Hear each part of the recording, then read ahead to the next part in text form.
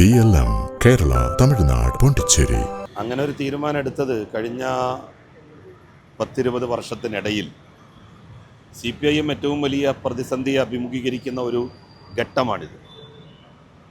20 വർഷം ഞാൻ സഹയാത്രികനായിട്ട് മുന്നോട്ട് പോയി.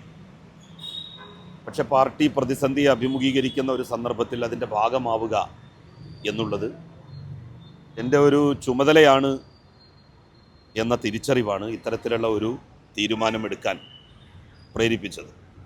നമ്മളുടെ രാജ്യത്ത് ബംഗാളിലും ത്രിപുരയിലും ഇടതുപക്ഷ ഗവൺമെൻറ്റുകൾ പോയി ആരംഭഘട്ടത്തിൽ മതേതര സർക്കാരുകൾ അധികാരത്തിൽ വന്നു. എന്നാൽ ആ മതേതര സർക്കാരുകൾക്കൊന്നും 1.5 പതിറ്റാണ്ടിലധികം ആയുസ്സില്ല എന്നുള്ളതാണ് ബംഗാളിൽ നിന്ന് വരുന്ന വാർത്തകൾ വ്യക്തമാക്കുന്നത്.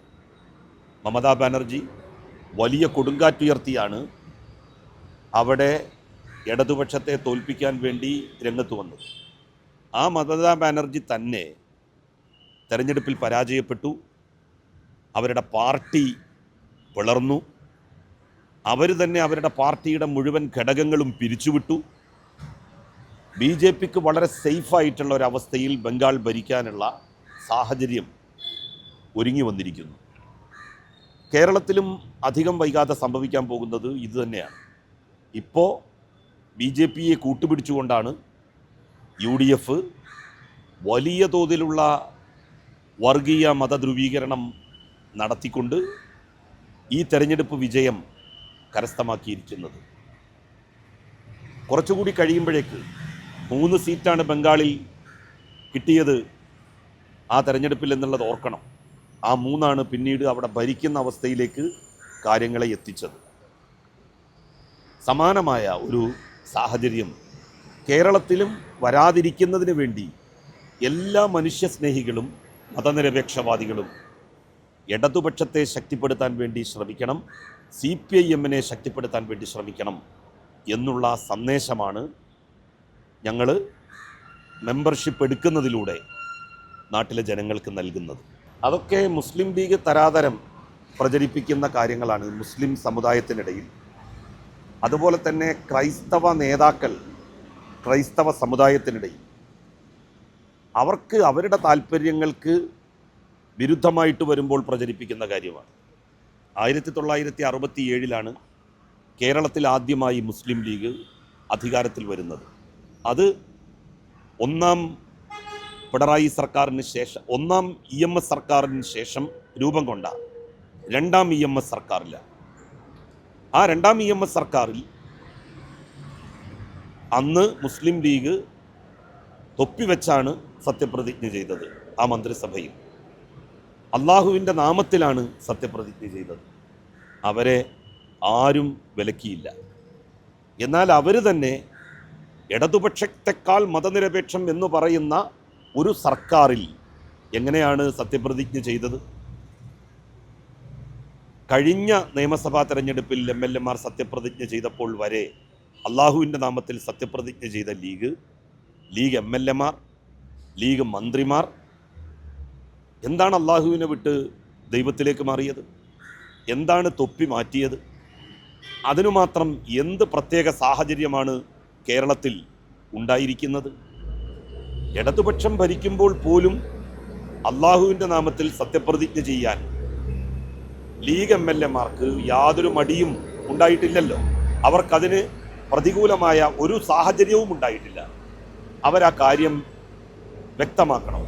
ഇപ്പോൾ BJP രാജ്യം ഭരിക്കുന്നത് കൊണ്ട്, BJPയുടെ ഗവർണർ കേരളത്തിൽ സത്യപ്രതിജ്ഞ ചൊല്ലിത്തരുന്നത് കൊണ്ട് ഞങ്ങളുടെ മന്ത്രിമാർക്ക് ദൈവനാമത്തിൽ സത്യപ്രതിജ്ഞ ചെയ്യേണ്ടി വന്നു, അള്ളാഹുവിനെ ഉപേക്ഷിക്കേണ്ടി വന്നു. അതുപോലെ തന്നെ തൊപ്പി ഞങ്ങൾക്ക് ഉപേക്ഷിക്കേണ്ടി വന്നു എന്നുള്ള കാര്യം ലീഗ് വ്യക്തമാക്കട്ടെ. അങ്ങനെ ഒരു സാഹചര്യം ഇവിടെ സംജാതമായിട്ടുണ്ടോ? അവർ വളരെ തെറ്റായൊരു മെസ്സേജാണ് ജനങ്ങൾക്ക് നൽകുന്നത്. തൊപ്പി വെച്ച് ആയിരക്കണക്കിന് ലക്ഷക്കണക്കിന് വിശ്വാസികൾ നടക്കുന്നുണ്ട്. അവരോടൊക്കെ ഇനി പറയാൻ പോകുന്നത് തൊപ്പി ഒരു പ്രധാനപ്പെട്ട കാര്യമല്ല. ലീഗുകാർ ഇതുവരെ തൊപ്പി വെച്ചായിരുന്നു സത്യപ്രതിജ്ഞ നടത്തിയിരുന്നത്. അള്ളാഹു എന്ന് നിങ്ങൾ പറയേണ്ടതില്ല, പ്രത്യേകിച്ച് സ്പെസിഫൈ ചെയ്ത്. ദൈവം എന്ന് പറഞ്ഞാൽ തന്നെ അത് പർപ്പസ് പൂർത്തിയാകും എന്ന് കരുതുന്ന ആളാണ് ഞാൻ. 2006 ഞാൻ സത്യപ്രതിജ്ഞ ചെയ്തത് ദൈവനാമത്തിലാണ്. അന്ന് അതിനെ ശക്തമായി എതിർത്തവരാണ് മുസ്ലിം ലീഗുകാർ. അന്ന് ഞാൻ പിന്തുടർന്ന വഴി തെറ്റാണെന്ന് പറഞ്ഞവർക്ക് ആ വഴിയിലൂടെ സഞ്ചരിക്കേണ്ടി വന്നതിൻ്റെ കാരണം എന്താണ് എന്ന് അവർ വ്യക്തമാക്കണം. തീർച്ചയായിട്ടും. എന്താ പ്രശ്നം? ഇടതുപക്ഷം ആരോടും നിങ്ങളുടെ മതപരമായ ആചാരങ്ങൾ, അനുഷ്ഠാനങ്ങൾ സ്വകാര്യമായി നിങ്ങളുടെ ജീവിതത്തിൽ ആചരിക്കരുത് എന്ന് ഒരു ഘട്ടത്തിലും പറഞ്ഞിട്ടില്ല, പറയുകയുമില്ല. അതെനിക്ക് ബോധ്യമാണ്. CPIM-ന്റെ 3 ജാഥകളിൽ ഞാൻ അംഗമായിരുന്നു. ഒരു സന്ദർഭത്തിൽ പോലും ഒരു മതാചാരവും എനിക്ക് ഉപേക്ഷിക്കേണ്ടി വന്നിട്ടില്ല, ലംഘിക്കേണ്ടി വന്നിട്ടില്ല. മമതാ ബാനർജി തോറ്റില്ലേ? സ്റ്റാലിൻ തോറ്റി, ഇന്ദിരാഗാന്ധി തോറ്റിട്ടുണ്ടല്ലോ. അപ്പോൾ മലപ്പുറം പോലുള്ള ഒരു ജില്ലയിൽ ഇത്രയും ശക്തമായിട്ടുള്ള ഒരു വെയ്വിൽ ആദ്യമായിട്ടാണ് ഞാൻ തെരഞ്ഞെടുപ്പിനെ നേരിടുന്നത്. ഇടതുപക്ഷത്തിന് എതിരായി ഇത്ര ശക്തമായൊരു വെയ്വുള്ള ആദ്യത്തെ തെരഞ്ഞെടുപ്പാണ് കഴിഞ്ഞ തെരഞ്ഞെടുപ്പ്. 2006 അതുണ്ടായിരുന്നില്ല, കാരണം LDF-ന് അനുകൂലമായിട്ടുള്ള തരംഗമായിരുന്നു. 2011 LDF-ന് വല്ലാതെ വിരുദ്ധമായിട്ടുള്ള ഒരു തരംഗം ഉണ്ടായിരുന്നില്ല. 68 സീറ്റാണ് അന്ന് LDF-ന് കിട്ടിയത്. 2016 LDF-ന് അനുകൂലമായ തരംഗമായിരുന്നു. 2021 അനുകൂലമായ തരംഗമായിരുന്നു. 2026 LDF-ന് വളരെ ശക്തമായ ഒരു വിരുദ്ധ തരംഗത്തിൽ എനിക്ക് മത്സരിക്കേണ്ടി വന്നത്. അല്ല, ആ വെള്ളാപ്പള്ളി നടേശനെ തന്നെ അല്ലേ ഇപ്പോൾ ആരൊക്കെ പോയി കണ്ടുകൊണ്ടിരിക്കുന്നത്? മന്ദു, ബിന്ദു, കൃഷ്ണ ആ വെള്ളാപ്പള്ളി നടേശനെ പോയി അനുഗ്രഹം വാങ്ങിയില്ലേ?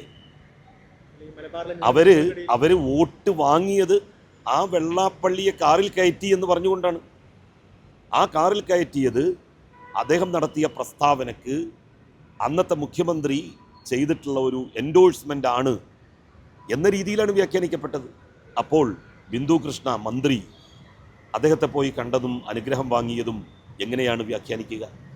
തുഷാർ വെള്ളാപ്പള്ളി NDA-യുടെ നേതാവ്, അദ്ദേഹം മുഖ്യമന്ത്രിയുടെ ഓഫീസിൽ വന്ന് അദ്ദേഹത്തിന് ബൊക്ക കൊടുത്ത് സ്വീകരിക്കുന്നു.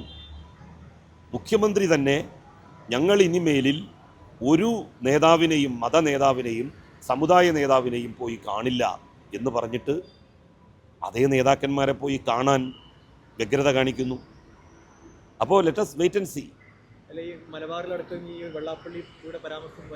അല്ല, അതുകൊണ്ടാണല്ലോ അങ്ങനെയുള്ള ഒരാളെ, അത് ബോധ്യമായിട്ടും അതിൻ്റെ ഏറ്റവും വലിയ ബെനിഫിഷ്യറീസ് ആയിട്ടുള്ള UDF എന്തിനാണ് അതിലെ ഒരു മന്ത്രി വെള്ളാപ്പള്ളിയെ പോയി കണ്ട് അനുഗ്രഹം വാങ്ങാൻ നിന്നത്?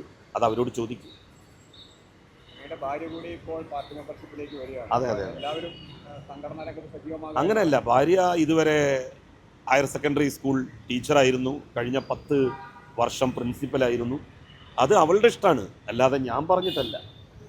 അവൾക്കും മെമ്പർഷിപ്പ് എടുക്കണം, താഴെ തട്ടിൽ പാർട്ടിയുടെ പ്രവർത്തനങ്ങളിൽ ഇൻവോൾവ് ചെയ്യണം.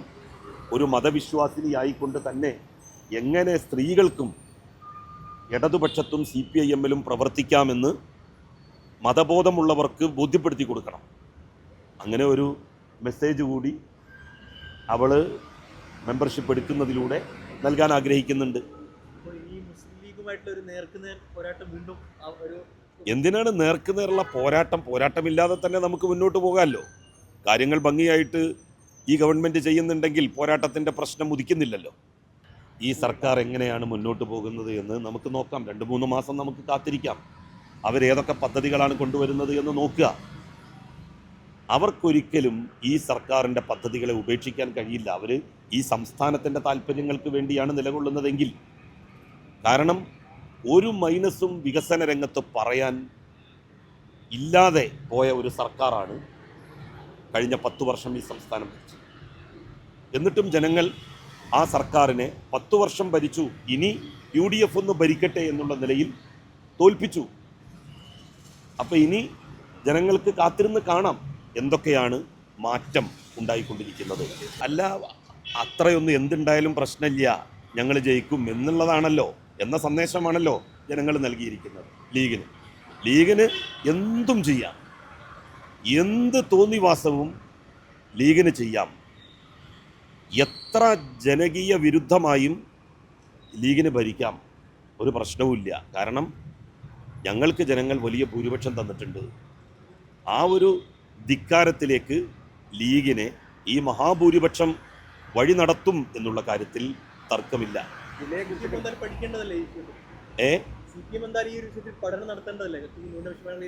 അല്ല, അത് പഠിച്ചിട്ടുണ്ടല്ലോ. ആളുകൾക്കിടയിൽ മതബോധവും ജാതിബോധവും സമുദായ ബോധവും ഊതി വീർപ്പിച്ച് അത് വർഗീയതയെ ശക്തമായിട്ട് ഉപയോഗപ്പെടുത്തി എങ്ങനെ തെരഞ്ഞെടുപ്പ് വിജയത്തിനായിട്ട് ഇതൊക്കെ ഉപയോഗിക്കാം എന്ന് കഴിഞ്ഞ തെരഞ്ഞെടുപ്പിലൂടെ UDF കാണിച്ചു കൊടുത്തിരിക്കുകയാണ്.